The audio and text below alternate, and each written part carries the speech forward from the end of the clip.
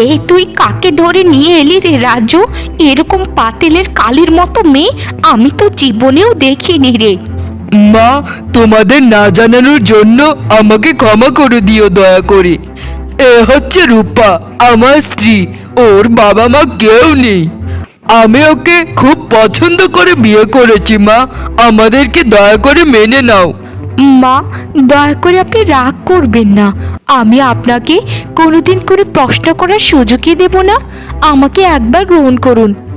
আমি আপনার খুব ভালো বৌমা হয়ে থাকবো মা, আপনাকে আমি কথা দিলাম। চুপ কর কালি হতচ্ছাড়ি নোংরা মেয়ে, আমার সাথে তুই একদম কথা বলবি না। রাজু, তোকে শহরে পাঠিয়ে এত এত পড়াশোনা করিয়ে কি লাভ হলো? শেষে তুই হাজার হাজার সুন্দরী মেয়ে রেখে একটা কালীকে বিয়ে করলি। ছি ছি ছি ছি ছি। মা, রূপাকে এরকম ভাবে বলো না। ওর গায়ের রংটা একটু চাপা হতে পারে, কিন্তু মনের দিক থেকে অনেক ভালো মেয়ে। গায়ের রং দিয়ে কি হবে মা, মনের সৌন্দর্যই তো আসল সৌন্দর্য। দয়া করে তুমি রূপাকে মেনে নাও মা।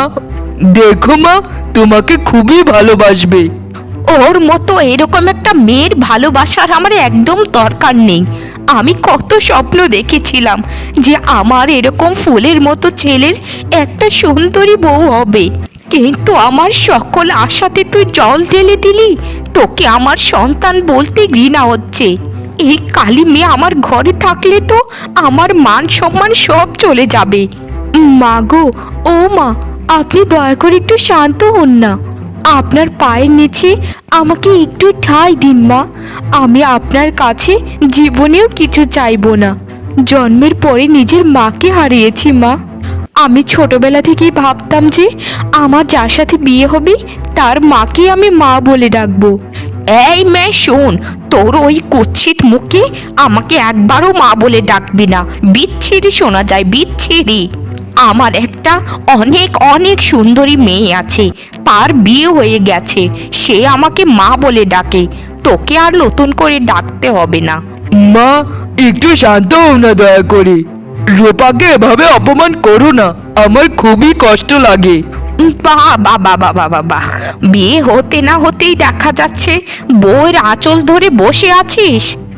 না না না না মা, আপনার এই ধারণা একদম ভুল। আপনার ছেলেকে আমি আপনার কাছ থেকে কখনোই কেড়ে নিতে চাই না।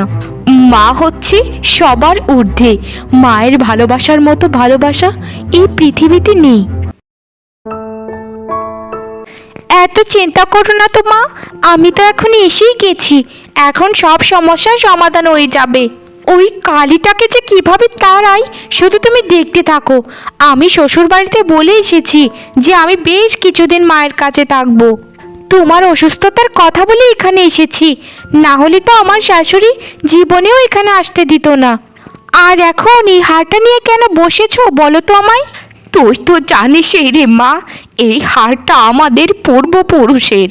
আমার শাশুড়ি মাকে তার শাশুড়ি মা দিয়েছিলেন, আর আমার শাশুড়ি দিয়েছিলেন আমাকে।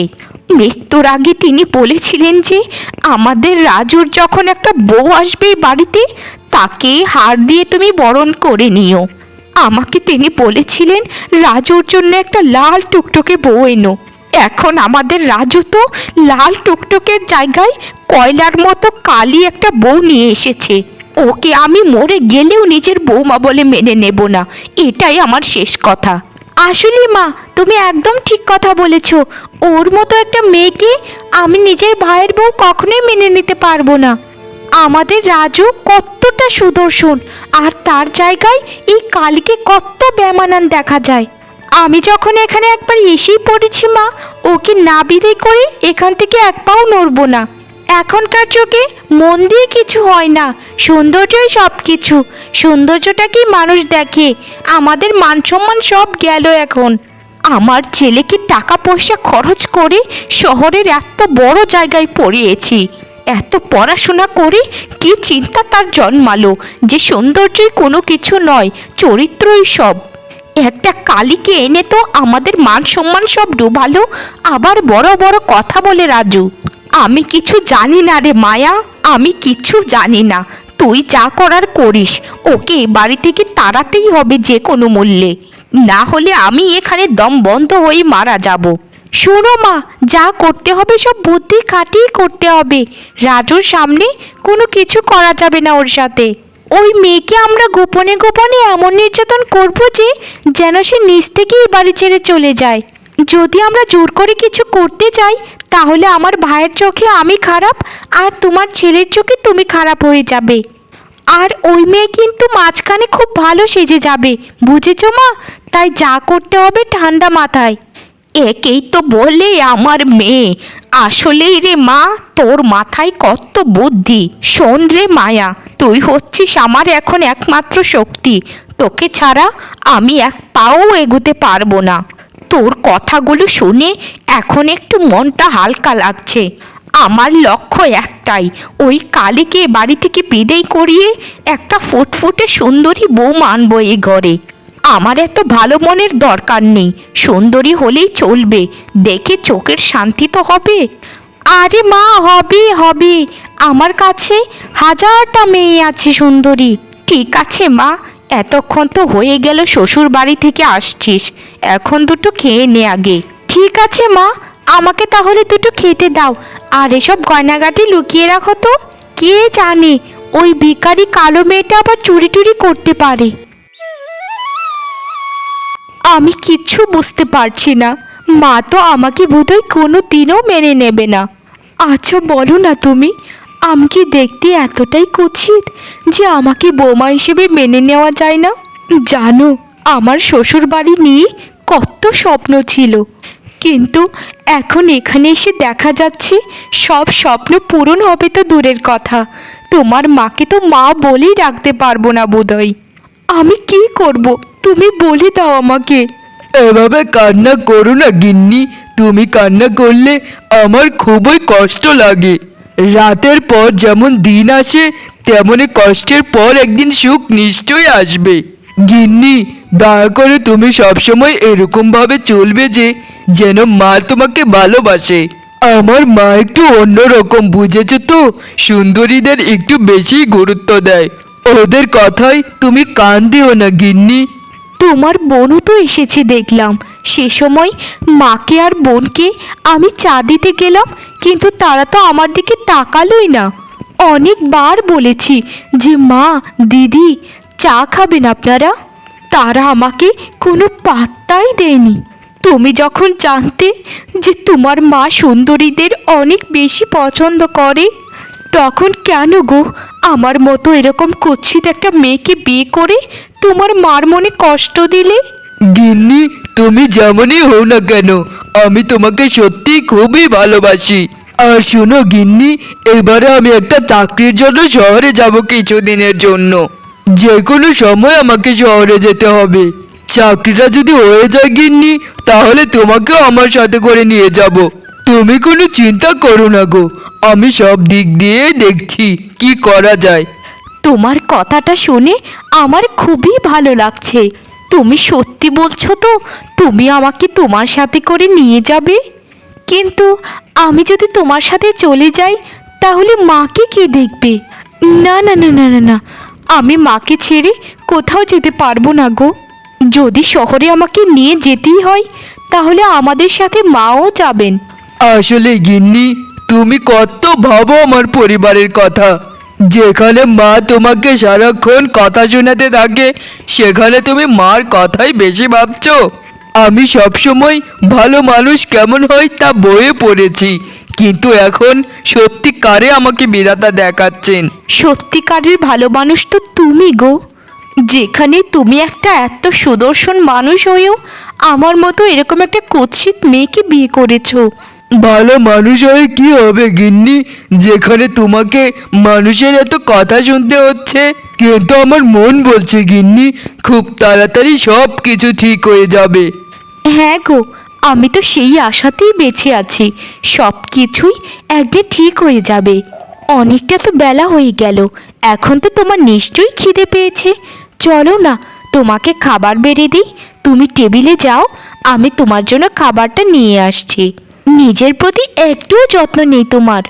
তুমি তো আছো গিন্নি আমার যত্ন নেবার, আমার খাবারের সময়, ঘুমানোর সময় তুমি আমাকে বলে দেবে। হা হা হা হা হা। দেখো মা দেখো, এই অসভ্য মেয়েটার কাণ্ড দেখো। দুদিন হয়েছে এই সংসারে এসেছে তো নিজের হাতে সব কিছুই বুঝে নিচ্ছে। এর ভাবগতি আমার একদম সুবিধার ঠেকছে না। আমার ভাইকে নিজের বশে বানিয়ে এই সম্পত্তি নিজের করতে চায়, বুঝেছো মা? শোন রে কালী, তোর এই মনের আশা কোনো দিনও পূর্ণ হবে না। তোর কত বড় সাহস, তুই আমার রান্নাঘরে এসে রান্না করছিস? মা, দিদি, আপনারা এসব কি বলছেন? আমি আপনাদের সম্পত্তি কেন নিতে চাইবো? আমি চাই যেন এই সংসারে সবাই মিলেমিশে থাকি।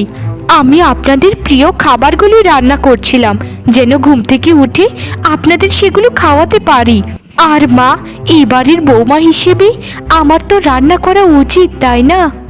বারবার নিজেকে যে এবারের বোমা বলে দাবি করছিস, এটা ভুলে যা, বুঝেছিস? তোকে কিন্তু আমার মা কখনোই বোমা হিসেবে মেনে নেয়নি। তোর ঠাই আমাদের বাড়ির কাজের লোকের থেকেও নিচে থাকবে। তুই আমার আর আমার মায়ের প্রধান শত্রু। আমার ভাইকে তো তাবিজ করে বশে করেই দিয়েছিস তোর। এখন আবার আমাদের পছন্দের রান্না করে আমাদেরকেও বশে করতে চাস? তোর এই আশা কোনো দিনও পূর্ণ হবে না।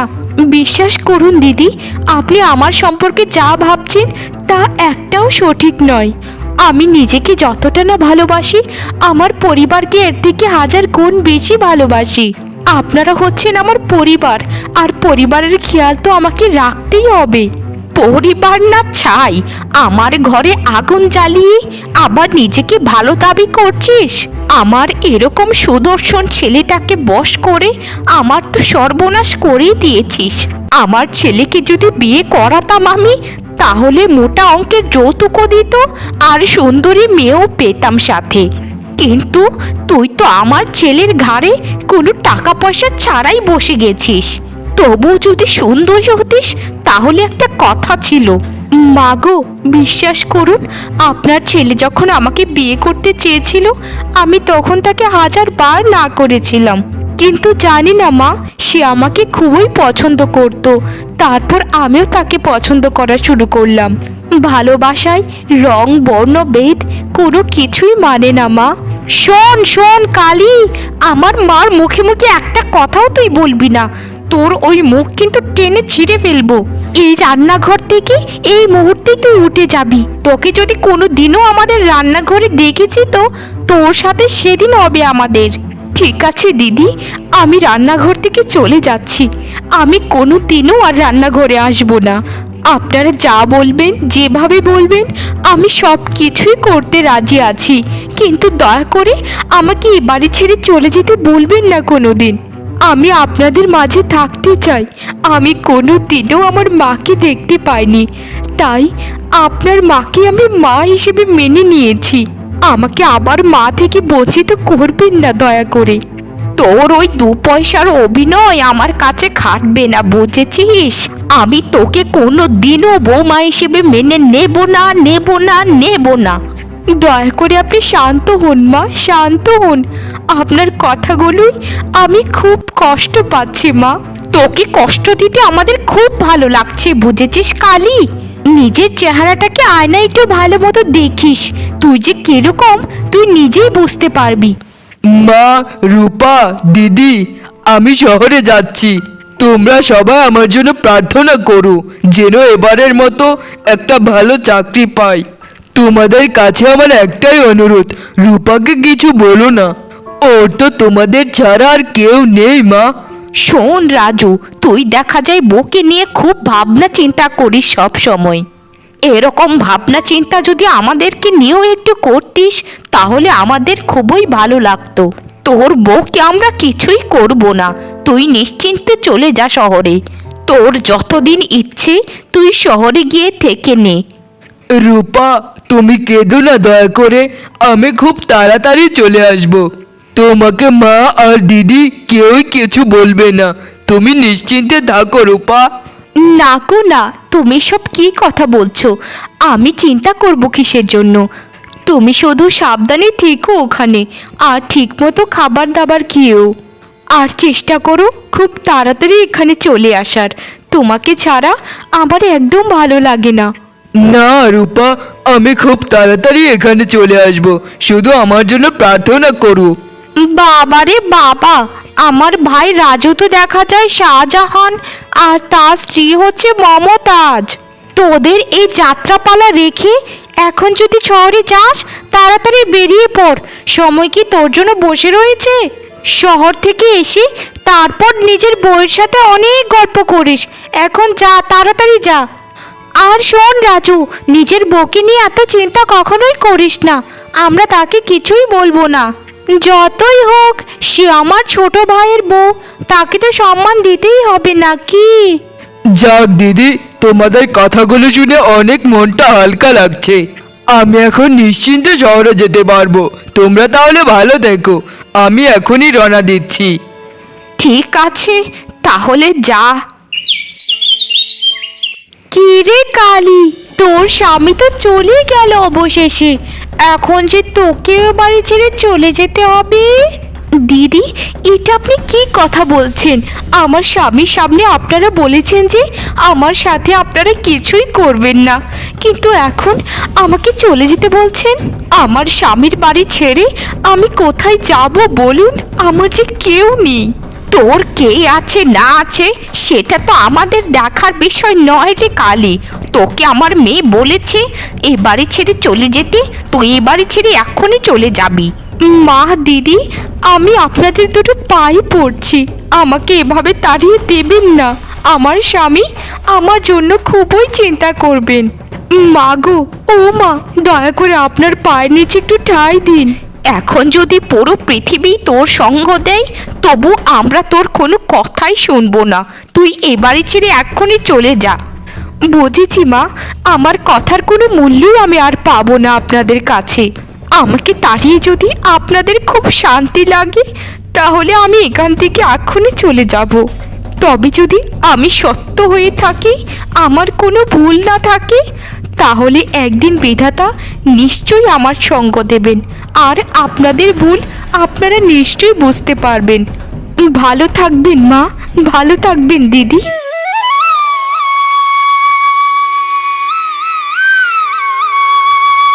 পাগুলো যেন আর চলছি না, এখানে একটু বসি। এই পৃথিবীর আমি একটা বোঝা বিধাতা, একটা বোঝা। যখন পৃথিবীতে দিয়েছিলে আমাকে, তখন একটু রূপ দিয়ে পাঠিয়ে যেত নাকি? আর যদি জানতেই তুমি যে আমার ভবিষ্যতে এরকম হবে, তাহলে কেন আমাকে জন্মের সময় মৃত্যু দিলে না বলো বিধাতা, বলো। আমি কিভাবে কি করব আমি কিচ্ছু বুঝতে পারছি না। আমার স্বামী যদি শহর থেকে আমাকে এসে না দেখেন, তাহলে তো পাগল হয়ে যাবেন। কে রে মা তুই? আর এই ভুতুরে বাড়িতেই কি করছিস? বুড়িমা, ভূত হোক আর যাই হোক, আমি জানি তারা মানুষের থেকে হাজার গুণে ভালো। আমি এক অভাগী গো অভাগী। আমার স্বামী শহরে গেছেন কাজের উদ্দেশ্যে। আমার বিয়ের পর থেকে আমার শাশুড়ি মা, আমার স্বামীর বড় বোন আমাকে একদম সহ্য করতে পারে না, শুধু আমার এই কালো গায়ের রঙের জন্য। কত কষ্ট করেছি তাদের মন জোগাতে, কত কিছু করেছি, কিন্তু তাদের মন পেলাম কই? হাতে পায়ে ধরেছি তাদের সাথে থাকার জন্য, কিন্তু আমাকে তারা অবশেষে তাড়িয়ে দিলই। আহারে মা, তুই কত দুঃখী। তোর এই কথাগুলো শুনে আমার খুবই কষ্ট লাগছে রে। কিন্তু মা, আমি কি মনে করি তুই তোর বাড়িতে ফিরে যা, এখানে আর থাকিস না। বুড়িমা, এবার যদি আমার স্বামীর বাড়িতে আবার ফিরে যাই, তাহলে তারা আমাকে আস্ত রাখবে না। আমি আর অত্যাচার সহ্য করতে পারবো না বুড়িমা, আমি এখানেই থেকে যাব, এই ভাঙা বাড়িতে। শোন রে মা, আমার কথাটা শুনে তুই বাড়িতে ফিরে যা, তারপর দেখবি আসল খেলা। হিংসের রূপ তোর হোক আর তোর রূপ হিংসের হোক, এটাই কামনা করি। তুই বাড়িতে যা। তুই আমার কথাটা শুনে একবার বাড়িতে গিয়েই দেখ। ঠিক আছে বুড়িমা, আমি তোমার কথা শুনে বাড়িতেই যাচ্ছি। জানি না কি হবে আমার সাথে।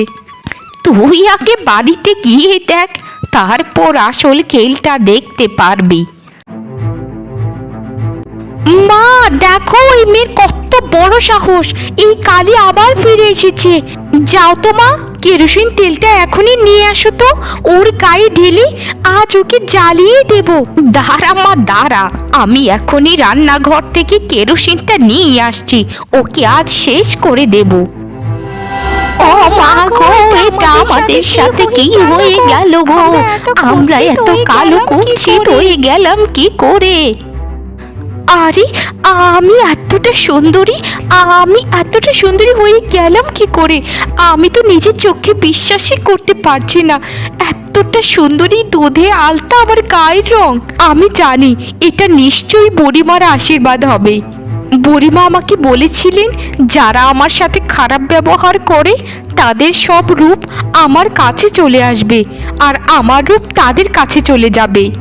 আমি তখন এতটা কখনোই খেয়াল করিনি, কিন্তু এখন আমার সম্পূর্ণ মনে পড়ছে। বুড়িমা, তোমাকে অনেক ধন্যবাদ। আমাকে তুমি আজ তাদের হাত থেকে বাঁচালে, না হলে আজ আমাকে ওরা জ্বালিয়ে মারতো। তোমাদের শাস্তি এখন পেয়েছো তো, মানুষকে আর কোনো দিনও তোমরা কখনো ছোট চোখে দেখো না, কিন্তু এটা তোমাদের পাপের ফল। এই ফল তোমাদের সারা জীবন ভোগ করতে হবে, সারাটা জীবন। মা গো মা, আমাকে আমার শ্বশুর বাড়ির মানুষ কখনোই চিনতে পারবে না। আমি আমার শ্বশুর বাড়ির মানুষকে কি জবাব দেব, আমার স্বামীকে কি জবাব দেব? মা, সব দোষ তোমার মা, সব দোষ তোমার। তুমি আমার এরকম সর্বনাশের জন্য দায়ী, তুমি শুধু দায়ী।